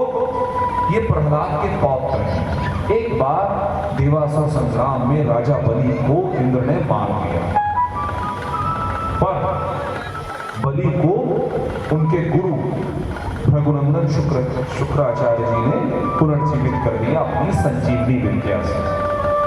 इस पर राजा बलि इतने प्रसन्न हुए अपने गुरुदेव से कि उन्होंने बाकी सब छोड़ के अपने गुरु और सारे भृगुनंदी ब्राह्मणों की शरण में ले लिया और सिर्फ ब्राह्मणों की सेवा करने लगे। यहाँ ब्राह्मण मतलब आप लोग जाति न समझिएगा। ब्राह्मण यानी तपस्वी, संत, ऋषि। जो भी तपस्वियों की, संतों की, ऋषियों की सेवा करेगा उसे पुण्य प्राप्त होगा, उसका जीवन में उत्थान होगा। एक सीधा सरल सा फॉर्मूला समझ लीजिए। इंद्र नहीं कर रहे थे, इंद्र नहीं कर रहे थे, राजा बलि कर रहे थे, तो सभी ब्राह्मणों ने मिलकर उनके लिए विश्वजीत नाम का यज्ञ किया। विश्वजीत यज्ञ से जो अस्त्र शस्त्र आयुध निकले उन्होंने उसको राजा बलि को दिया। जब राजा बलि को उन्होंने दिया तो वो सारे अस्त्र शस्त्र लेकर, सारे दानवों को लेकर स्वर्ग पर चढ़ गया। इंद्र को समझ में आ गया कि इनके ऊपर ऋषियों का, संतों का, तपस्वियों का हाथ है, इनको नहीं हराया जा सकता। वो स्वर्ग छोड़कर छिप गए। तब माँ अदिति, माँ कोई भी हो, उसको अपने बच्चे बड़े प्यारे होते हैं। माँ अदिति ने कश्यप ऋषि से प्रार्थना की कि प्रभु मेरे बच्चे बड़ी पीड़ा में हैं, कष्ट में। तो कहा देखिए, आपके बच्चों को बचाने वाले तो सिर्फ एक नारायण हैं, आप स्वयं तपस्या कीजिए। अदिति ने तपस्या प्रारंभ की। उस तपस्या से नारायण बड़े प्रसन्न हुए, प्रकट हुए। कहा प्रभु मेरे संतान देवता आज बड़े संकट में हैं। स्वर्ग पर बलि का, राजा बलि का अधिकार है। आप मेरे बच्चों पर कृपा कीजिए और उनको उनका अधिकार वापस दे देंगे। प्रभु ने कहा कि पहले ध्यान से देखिए जरा सा, बस एक क्षण आप लोगों का ध्यान इधर खींचना चाहूंगा कि पहले राजा बलि ने तप किया अपने गुरु का, अपने ऋषियों का, उनकी सेवा की, प्रार्थना की, पूजा की, तो उनके तप से उसने स्वर्ग पा लिया। अब मां अदिति ने तपस्या की, तो मां के तपस्या से अब जो पुत्र है देवता वो वापस स्वर्ग पाएंगे। यानी महत्वपूर्ण बात क्या है इस कथा में कि हम यदि तपस्या करेंगे तो हमें स्वर्ग मिलेगा, हम उन्नति करेंगे, जीवन में सुख शांति पाएंगे। घर में अकेले बैठे रहने से, टीवी चलाने से नहीं पाएंगे। क्या बोलना पड़ेगा? राधे राधे राधे राधे। इंस्टाग्राम के रील पे नहीं बोलना पड़ेगा राधे राधे। जय कन्हैया लाल। अदिति ने, माँ अदिति की तपस्या से प्रसन्न होकर नारायण प्रकट हुए और नारायण ने कहा कि मैं आपके गर्भ से उत्पन्न होऊंगा और वामन अवतार में प्रकट हुए। वामन अवतार छोटा सा अवतार। प्रभु सीधे राजा बलि के यज्ञशाला में पहुंचे, जहां पर राजा बलि अश्वमेध यज्ञ कर रहा था।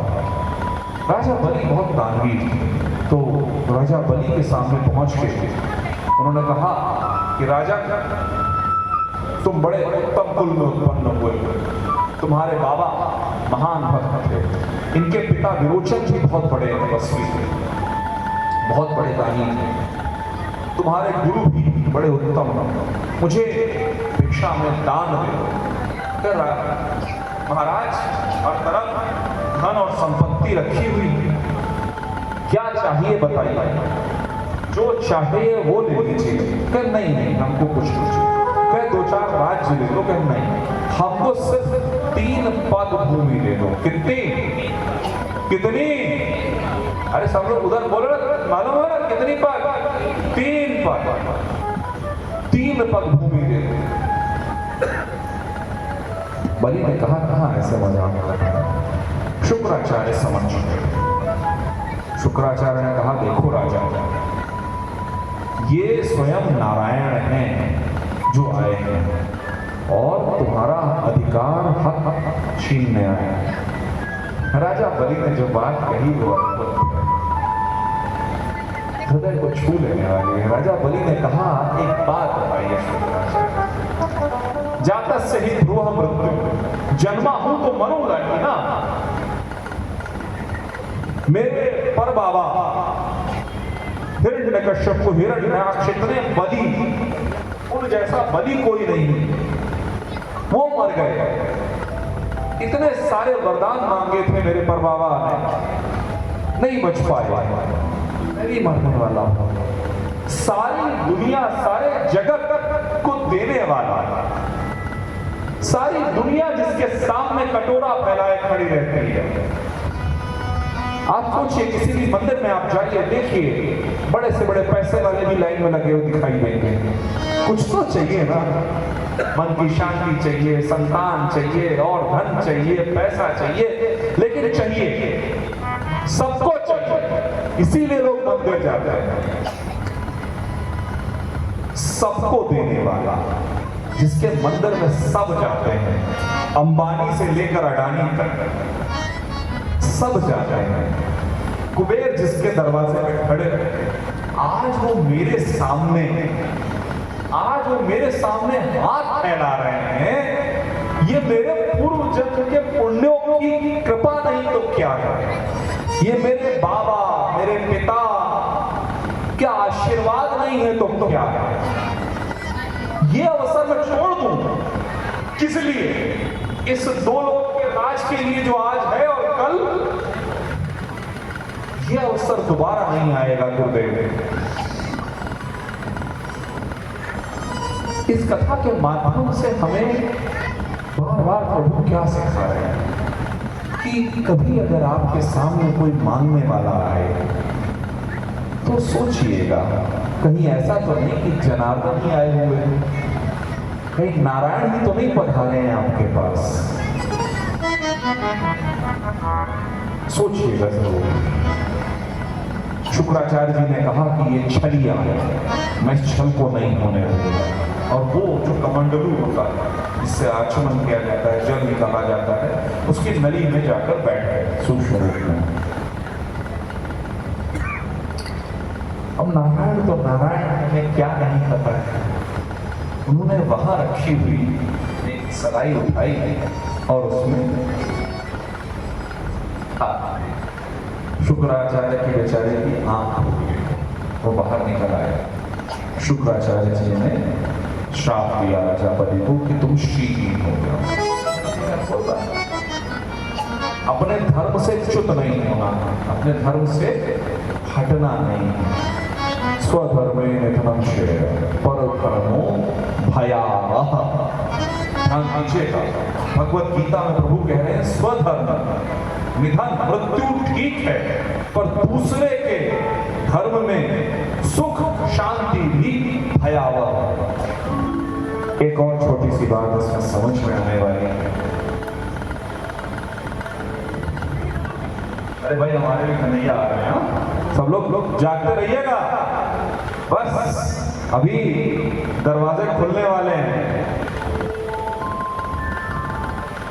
एक और छोटी सी बात बस आपको, क्योंकि इस कथा को यही विराम देंगे, आगे बढ़ाएंगे वामन जी की कथा को, कि कभी भी किसी को सही काम से रोकना नहीं चाहिए।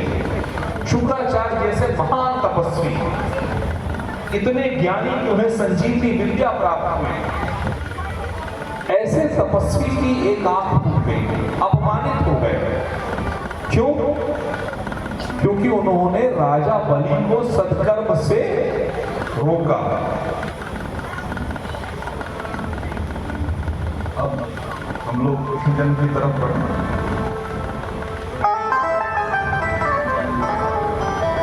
राजा बलि ने फिर भी अपना दान पूर्ण किया और आचमन किया। श्री हरि विष्णु वामन स्वरूप में विशाल हो गए। उन्होंने एक पग में यह लोग और दूसरे पग में और लोग दोनों नाम लिया। अब तीसरा पग बचा। उन्होंने कहा कि बलि, तूने अपना संकल्प तोड़ा, ऐसे संकल्प तोड़ने वाले को नरक मिलता है। क्या प्रभु रुकिए, अभी एक चीज बची है। क्या? कि सारे लोग आपने ले लिए, ठीक बात है, लेकिन एक चीज अभी भी बची है। क्या? मैं, ये मैं बचा है। हमारे अंदर सब कुछ जो है वो सब प्रभु का दिया हुआ है, लेकिन सिर्फ एक चीज हमारी है, एक चीज ऐसी है जिसको हमने बनाया है, हमारा अहंकार। मैं ये करता हूं, मैं। राजा बलि ने कहा, प्रभु इस सिर पर चरण रखिए, प्रभु इस सर पर चरण रखिए, इस मैं को ले लीजिए, ये अभी भी बचा है, ये अभी भी बचा हुआ है। अपने मैं को प्रभु को समर्पित कीजिए। देखिए प्रभु क्या नहीं देते। आपको मना है प्रभु ने क्या दिया? राजा बलि को, राजा बलि को सुतल का राज्य दिया। राजा बलि के दरबार पे प्रभु स्वयं द्वारपाल होकर खड़े हो गए और वचन दिया कि तुम अगले मनु हो। जोर से बोले राधे। हमारे कन्हैया को एक बार अपना जीवन अर्पित करके देखिए। वो जो कुछ भी आप सोच सकते हैं उससे भी ज्यादा वो दे सकता है, क्योंकि उसको आपके बारे में आपसे भी ज्यादा मालूम है। हमें मालूम ही नहीं है कि हमें क्या चाहिए। पर जनों, कथा आगे बढ़ती है और हम कहां पहुंचते हैं? मथुरा। मथुरा में राजा उग्रसेन का बेटा कंस हुआ, जो साक्षात कलयुग रूप था, पाप रूप था, अधर्म का स्वरूप था। उसने सबको परेशान कर रखा था, लेकिन बहुत बली था। उसकी एक बहन थी, बहुत प्यार करता था। क्या नाम था उसका? कौन बताएगा आपको क्या नाम था? देवकी। आज नींद नहीं आ रही बताइए तो, तब ठीक है। ठीक है, कन्हैया की प्रतीक्षा ऐसे ही जागृत और चैतन्य रूप में करनी है। माँ देवकी जी का विवाह कन्हैया के सखाओ, रुक जाओ रुक जाओ रुक जाओ, यहाँ की अभी नहीं फोड़नी है मटकी, 2 मिनट रुक जाओ, कन्हैया को आ जाने दो तब मटकी फोड़ना। बोले गोपाल। देवकी उनकी बहन थी, उन्होंने बड़े प्रेम से विवाह किया वसुदेव जी से, और इतना प्रेम इतना स्नेह था कि वसुदेव जी और देवकी को रथ में बिठाकर खुद रथ हाँक रहा था। इधर वो ले जा रहा था, उधर आकाशवाणी हुई, कंस जिसको तू इतने प्रेम से ले जा रहा है वही तेरा काल है। कंस ने सुना और था तो अधर्म ही ना, साक्षात उसने शस्त्र निकाला और कहा मैं यही मार दूंगा।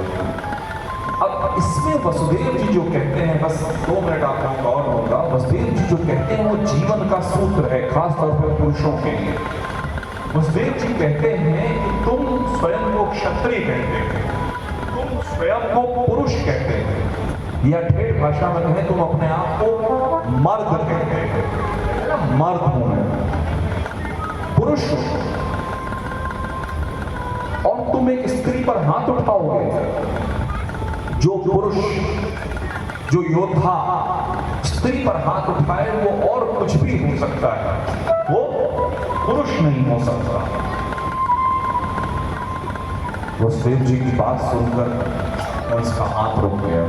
फिर मैं अपनी मृत्यु को रहने देता नहीं, मैं अपनी सभी संसार 8वां पुत्र तुम्हारी हत्या करेगा ना, वध करेगा ना, मैं प्रत्येक पुत्र को तुम्हारे पास ले आऊंगा, तुम मार देना। फिर बस थोड़ा सा और विद्युता को पकड़ के रखें, कंस उनको जेल में डाल देता है, एक एक करके सभी बच्चों को मारना शुरू करता है। पर दूसरे बच्चे की मृत्यु के बाद उसका मन थोड़ा सा दुखी हो जाता है, कहां तक मारेंगे, वैसे भी 8वां, पहला तो है नहीं, दूसरा भी नहीं है, मैं छोड़ देता हूं। अब नारद जी आते हैं और नारद जी कहते हैं कि कंस वो पहिया दिखाए, तुम बताओ इस चक्री में पहला कौन और आखिरी कौन? तुम्हें कैसे मालूम कि 8वां पीछे से 8वां कि आगे से 8वां? क्यों किया था? बस इस एक बिंदु को आपके साथ साझा करूं, हम लोग इस कथा को आज के लिए कन्हैया के पास छोड़ देंगे, क्योंकि उसके पाप पूरे नहीं हुए थे, पाप का खड़ा नहीं भरा था, और जब तक पाप पूरे नहीं होते तब तक फल नहीं मिलता। उसी तरह से उल्टा भी उतना ही बड़ा सच है, जब तक पुण्य एक सीमा तक नहीं पहुंचता, क्यों संदीप भैया, जब तक पुण्य उस सीमा तक नहीं पहुंचता तब तक परिणाम नहीं मिलता। ज्योतिष में हम कहते हैं गड्ढा, आपके ग्रहों की दशा जो गड़बड़ है, जब तक वो पूरी ठीक नहीं होगी तब तक काम नहीं होगा। 10 फीट का गड्ढा आपकी कुंडली में है, आपके जीवन में है, 2 फीट मिट्टी डाल के कैसे चलेगा? इसलिए अगर आज आप सत्कर्म कर रहे हैं, आज अगर आप श्री नाम कीर्तन कर रहे हैं और आपको तुरंत लाभ नहीं मिल रहा, तो हार मत मानिए। देवकी जी ने अपने 7 बच्चों की मृत्यु देखी है अपने आंखों से, पर उन्होंने हार नहीं मानी। प्रभु का नाम नहीं छोड़ा, प्रभु का नाम, प्रभु की कृपा, प्रभु की भक्ति नहीं छोड़ी। भक्तजनों, सातवीं संतान जब होने को थी तो प्रभु ने उसको संकर्षित करके, खींच करके माँ रुक्मिणी के गर्भ में डाल दिया। वो बलराम कहलाया, इसीलिए बलराम जी का दूसरा नाम हुआ संकर्षण। अंतिम 8वीं संतान होने को है। गर्गाचार्य जी ने बात की है, यशोदा जी गर्भवती हैं। नंद बाबा को बता दिया गया है कि इस सृष्टि को संभालने वाला तुम्हारे घर पलेगा। नंद बाबा तैयार है, आप लोग तैयार हैं? कन्हैया आने को है तैयार? सोया तो कोई नहीं। राधे राधे, जय कन्हैया लाल की। आवाज नहीं सुनाई दी। जय कन्हैया लाल की। राधे राधे, हाथ रख लो। राधे राधे, जय कन्हैया लाल की। आ रहे हैं कन्हैया रास्ते में। नंद बाबा तैयार हो गए अपनी संतान का बलिदान देने के लिए। यहां पर जेल के अंदर कन्हैया प्रकट हुए। उधर माँ यशोदा के घर में माँ योग माया प्रकट हुई। देवकी जी के जैसे ही गर्भ हुआ, वसुदेव जी ने कन्हैया को लिया और नदी पार करने लगे। कहते हैं कि यमुना बढ़ी चली है, मेरे करतार आए, मैं इनको मिले बगैर नहीं जाने दूंगी। कन्हैया समझ गए, उन्होंने अपना पैर लटका दिया। यमुना जी ने जल स्पर्श किया और नीचे उतर गई। वहां से माँ योग माया को लेकर आए। कंस को पता चल गया इस बार कन्या हुई। मन नहीं कांप रहा इस धर्मी का, इस पापी का मन नहीं कांप रहा।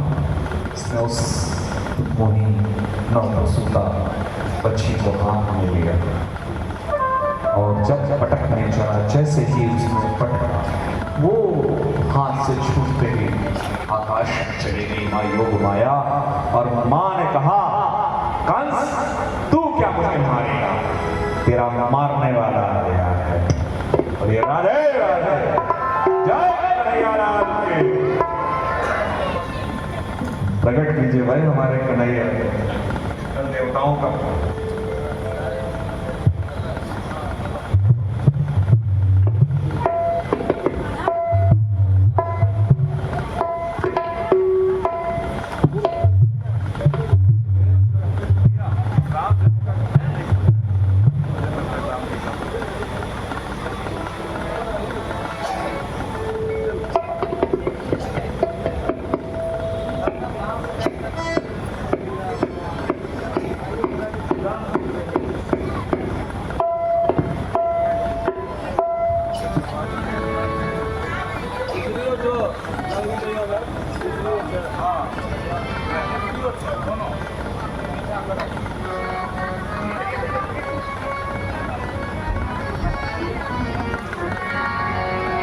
Sudah.